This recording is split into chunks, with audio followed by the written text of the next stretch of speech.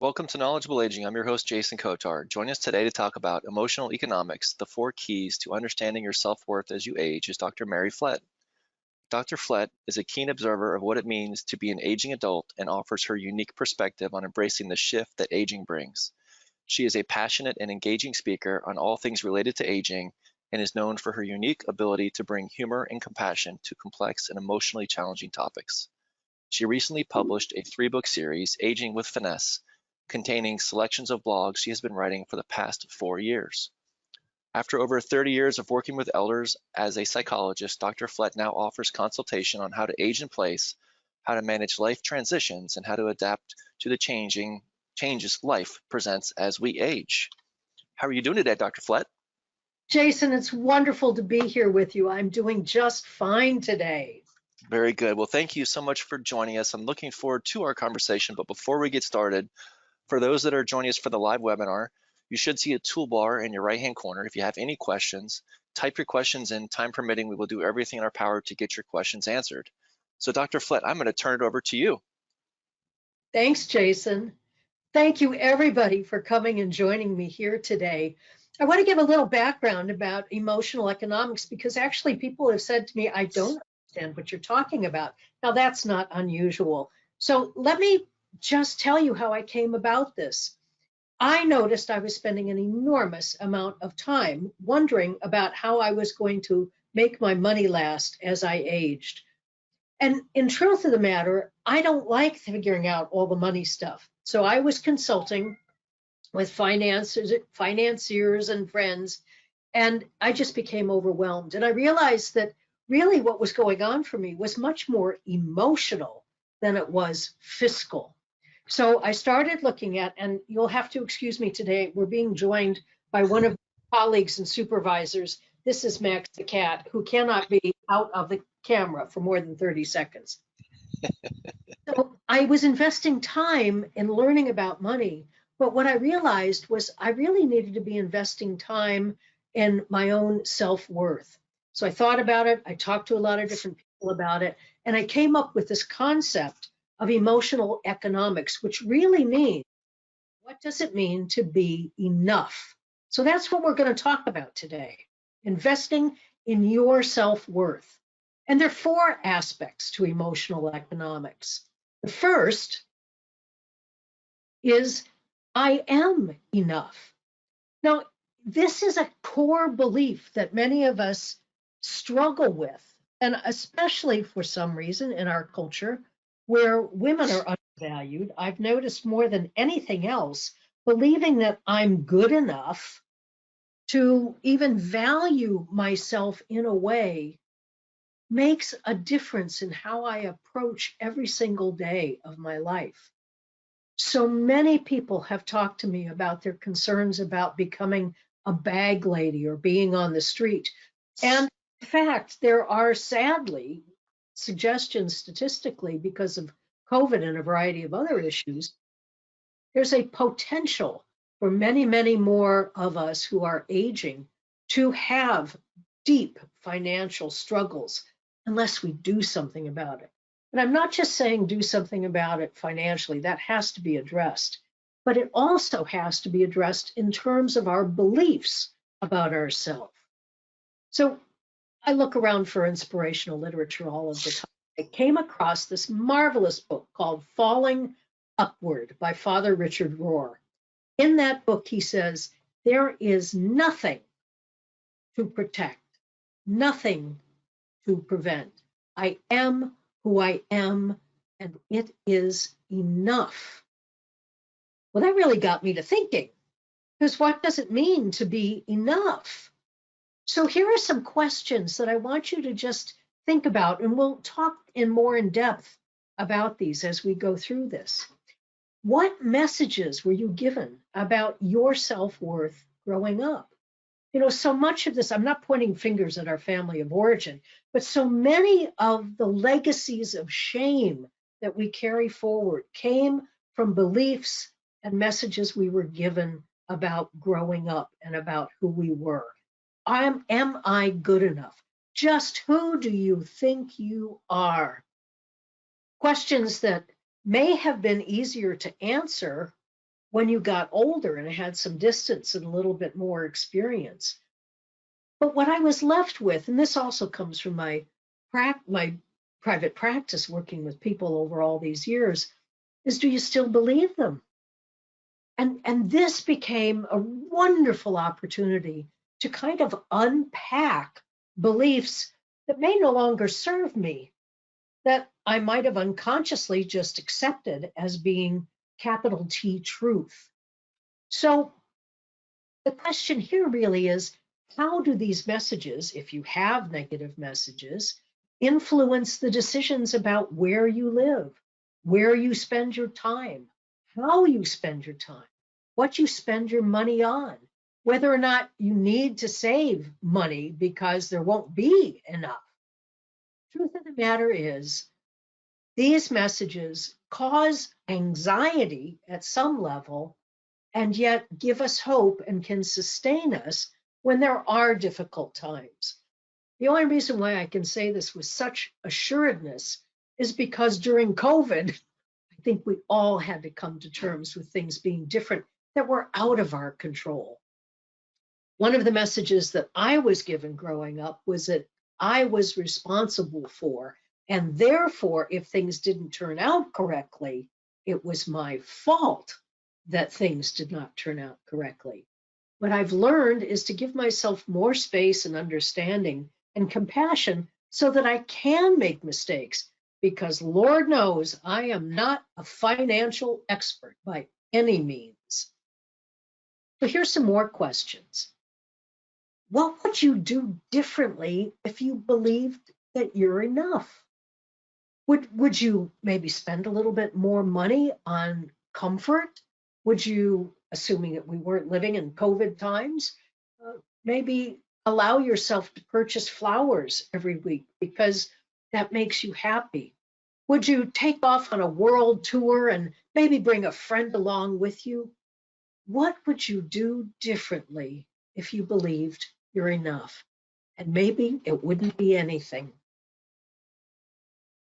Now, here is something that I just invite you to sit with. You don't have to have an answer with this right away, but mull this one over.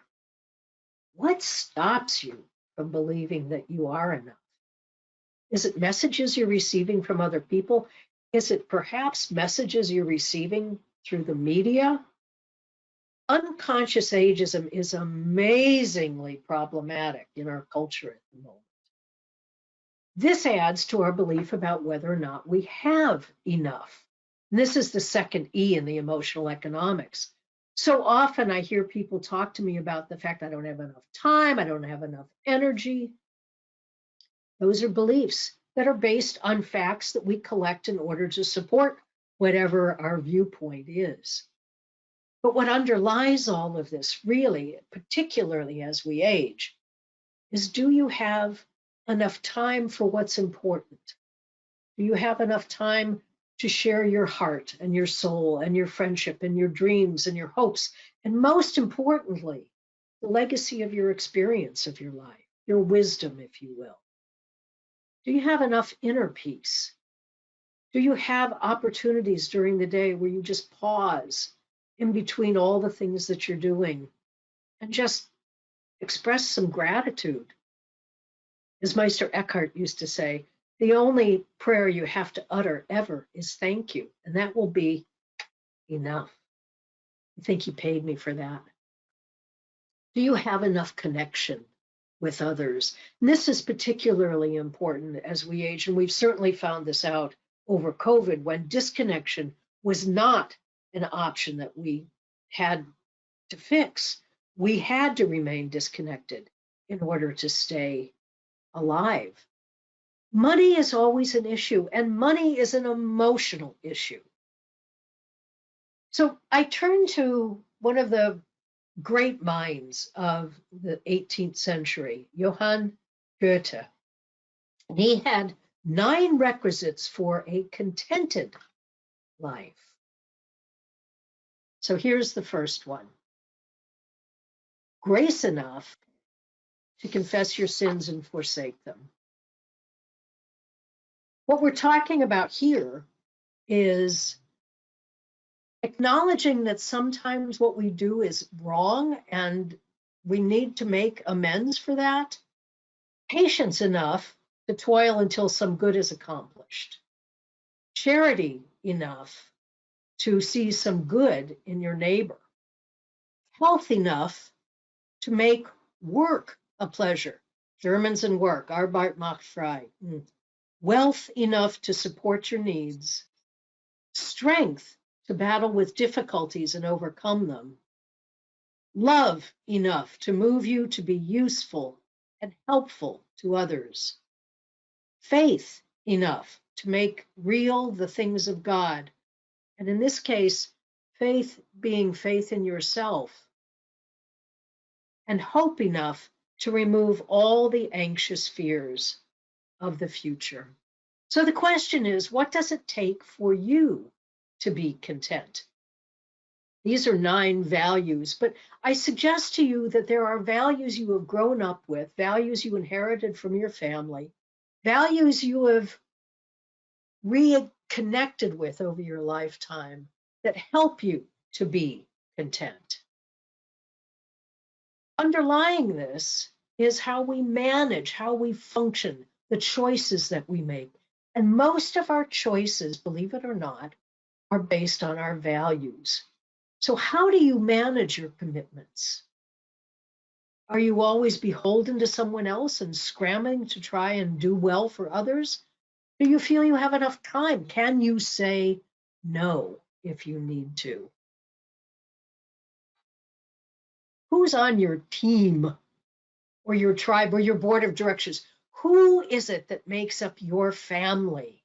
And that can be any way of connecting in this day and age, particularly as we age, when, at least for me, what I've seen I needed to do was redefine family and make new connections and invite new people into my life.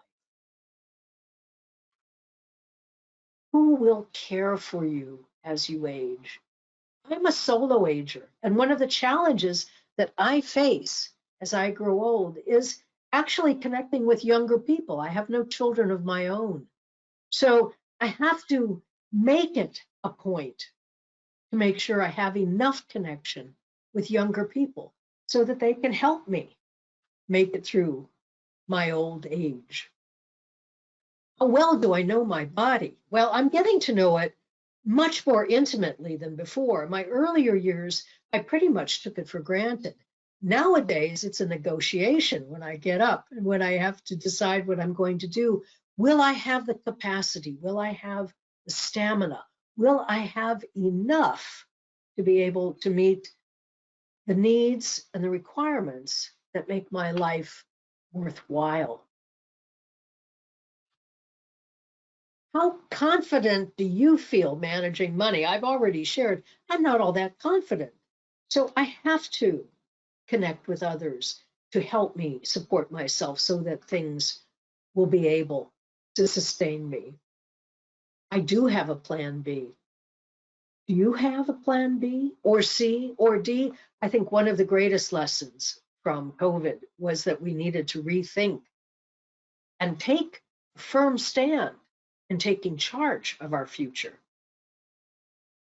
How connected do you feel with your friends and family, with communities of faith and your neighbors? All of these things are resources and valuable contributors to having enough. The third E is believing there is enough. Now, many of us go through life thinking that the glass is half full or it's empty, or, whatever your belief is about there being enough, that will drive your energy in making sure that you acquire what is necessary. So this quote, I need to get this out of the way in order to be able to read this. This quote is, whatever we are waiting for, peace of mind, contentment, grace, the inner awareness of simple abundance, it will surely come to us, but only when we're ready to receive it with an open and grateful heart. So, simple abundance, Simple abundance means making sure that we are ready to receive, knowing that there is enough and believing there is enough is really essential as we make it through our aging years. So here's some questions.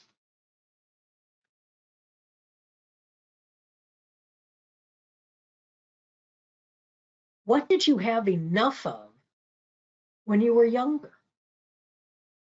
What did you have enough of when you were an adult? What do you have enough of now? How different are all of these?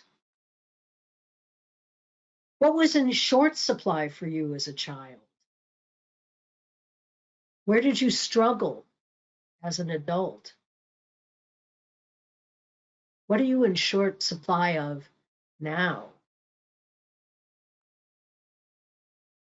How do your beliefs about having enough influence your decisions?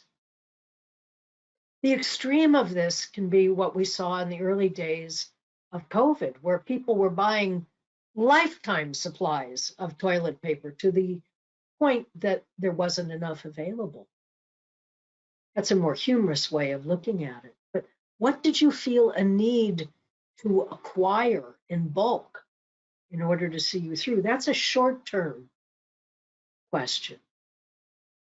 Long-term questions. Do you believe that there's enough love for you? Do you believe that there's enough time for you? What do you believe there is enough of? And how does that influence what you do? This is a fun question to play with, but I found it is also one that's challenging for many people. How would you think or act differently if you knew there was enough? You never had to question. And how would you think or act differently if you knew there wasn't enough? If you haven't yet read the wonderful book, Being Mortal by Atul Gawande, I encourage you to get a copy of it. If you don't want to read the book, go online because it's a wonderful opportunity to see and question how you would make decisions about what is valuable to you. The last of the 4 E's is what I call the Goldilocks standard, knowing what is good enough. Here we are again with Meister Eckhart. In this case, he's asking, I am what I wanted, and I want what I am. I am what I wanted. I am kind, compassionate, funny, and somewhat unpredictable friend, neighbor, and colleague. And that's what I want in my life. I want others who are loving, kind, professional, who want to be in my life. That's a remarkable thing to attain. So what is good enough for you? What would you define as your Goldilocks zone? What's just right? Or what's good enough? And what do you use to measure that? I can usually tell things when I'm doing too much, and it's a little bit after the fact. So sometimes I have to take a pause and just go, is there a reason why I'm really tired or I'm feeling puttering and I'd rather not go and do things? It's usually because I'm doing too much and I haven't taken enough time for myself.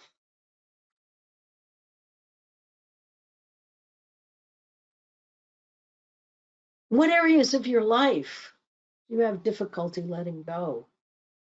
I have been accused of being an overly controlling person. I need to be in charge. which in point of fact is a way of me managing my anxiety and concern about not being in charge.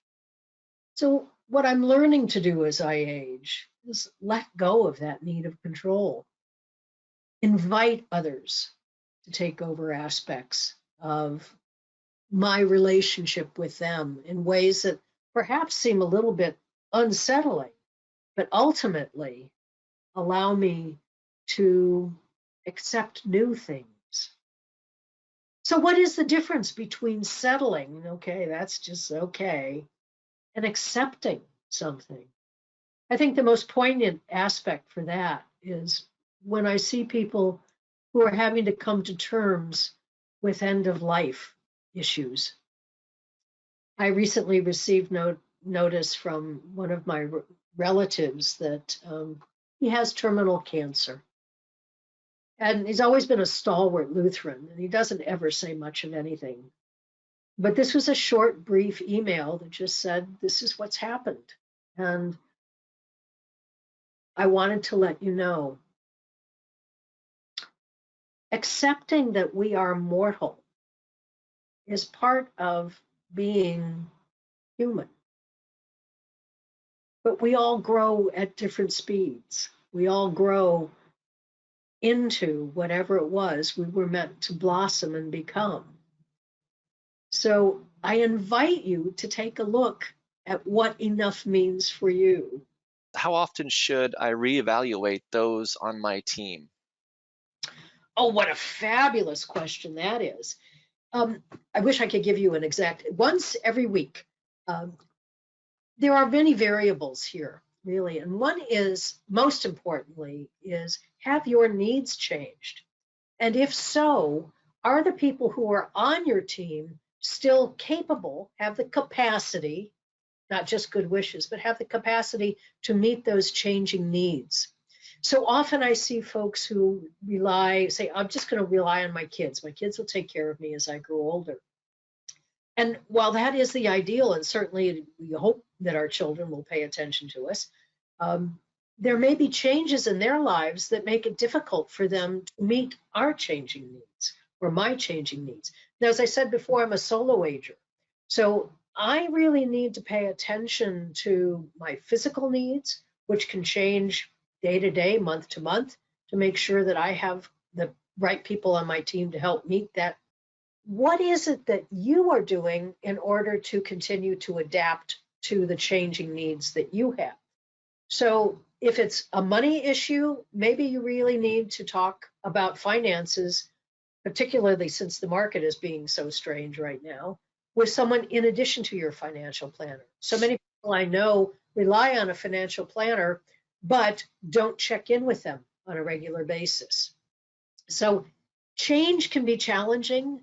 Confronting people who may no longer meet your needs is always difficult, to say the least, because at least for me, I know I don't want to disappoint them or make them feel bad.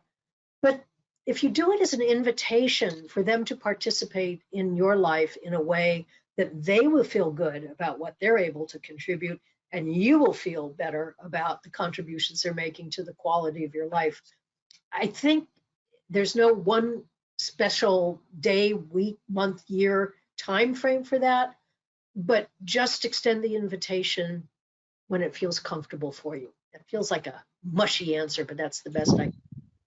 That's fine. Somebody asks, how do you define intimacy as we age? Whew, that's a whole different conversation, but I'll try here. Intimacy is a way of connecting where there is acceptance, no judgment, and an awareness that there is an opportunity to share both ways. It's not imbalance. There really is an equality about it. The willingness to reveal yourself, warts and all, can really only happen when you feel comfortable and safe in another person's presence. I think this goes back to some of the messages I received as a child. I am enough. If I got messages that were negative, and I don't believe I am enough, I may be frightened to reveal myself totally to another person and be emotionally intimate with them because of the judgment that I'm afraid I might receive. So naming it, just addressing the fact that I'm uncomfortable, I'm unsure, I'm wanting to be loved for what I believe might be something that is unlovable, but I need you to help share with me that it's not unlovable. Intimacy also is a willingness to listen to the other person. And one of the greatest skills I believe we can improve is our ability just to listen without judging, not having to fix, not coming up with a solution to somebody's problems. And that really takes courage because it's admitting that we may be experiencing shared pain. But that's all on the negative side. I have to say, intimacy also includes shared joy. So sharing in somebody's wins, accomplishments, actually in some days, just that last slide of the bulb coming up, I am getting really excited because flowers are blooming out here in California right now. And I share that with people, and that is an intimate moment too. So it goes the full scope, non-judgmental, willingness, courage, and the capacity to listen and just be with somebody. Yeah. These are great questions. Yeah, we got a couple more. One, somebody asked, if I examine and determine that I do not have enough wealth, what should I do? Well, I'm not going to recommend that you play the lottery. Wealth is an individual decision. I'm sorry, not decision. Wealth is an individual definition. I know people who have had nothing, literally nothing, lived on the streets, who feel wealthier than people who have millions of dollars in the bank because they've been loved and they know they've been loved.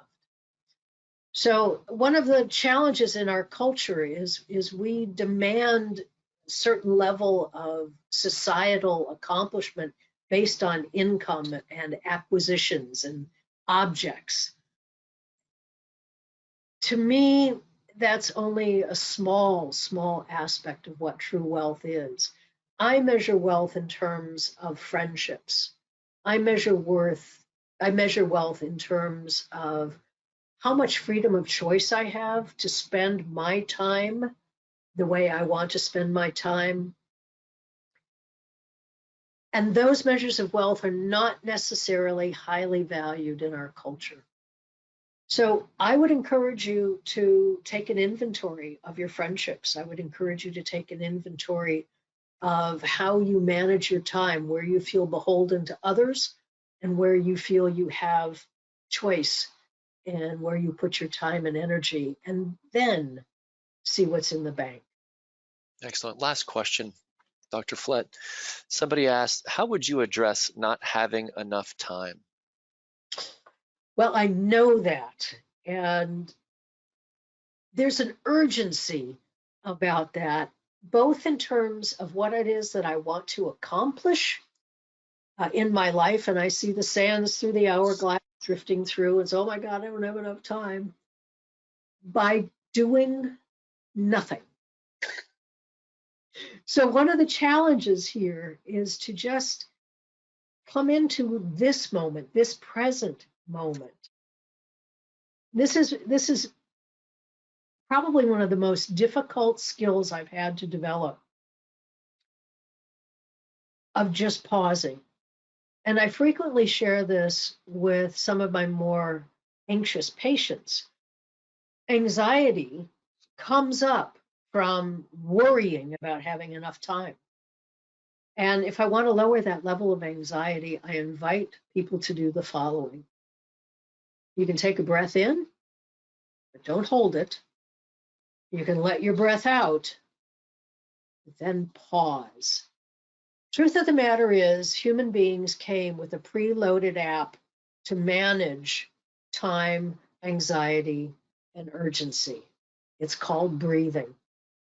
And there are three parts to the breath. There's the inhalation, there's the exhalation, and there's the pause. And many of my teachers have taught me about breathing with one nostril, breathing in through the stomach, all the way down to the bottom. Many of my teachers have taught me how to exhale completely. But the best teacher I ever had told me to just rest in the pause between breaths. And that was the place that I discovered ease and relaxation. So if you are concerned about managing time and not having time enough, I just invite you to take a breath. Jason, this has been so wonderful. I'm really delighted to have been here today. Thank you, Dr. Flett. How can people find you? Well, if you can see this Yes. beautiful slide up here, 5 Pillars of Aging is online. I delight in having people, I don't see my email address on here. My email address is drmaryflett@gmail.com. It's all one word. And I would delight in receiving emails from people. You can also leave me a message at the 5 Pillars of Aging website, or feel free to call me. Now, this is an old-timey landline, so you'll get a message machine, but I will call you back. And if you wouldn't mind, Dr. Flett, could you spell out your phone number and your website address, please? Absolutely. The phone number is area code 707-938-5531. And my email is drmaryflett, as in Tom, @gmail.com. Excellent. Well, thank you again, Dr. Flett. As far as Knowledgeable Aging, you can go to our website, knowledgeableaging.com, and see all of our upcoming and archive content. You can go to YouTube, type in Knowledgeable Aging. We encourage you to subscribe. We update a couple times per month. If podcasts are your thing, you can find us on Apple, Tunes, Spotify, etc. Till next time, I'm your host, Jason Kotar. This is Knowledgeable Aging.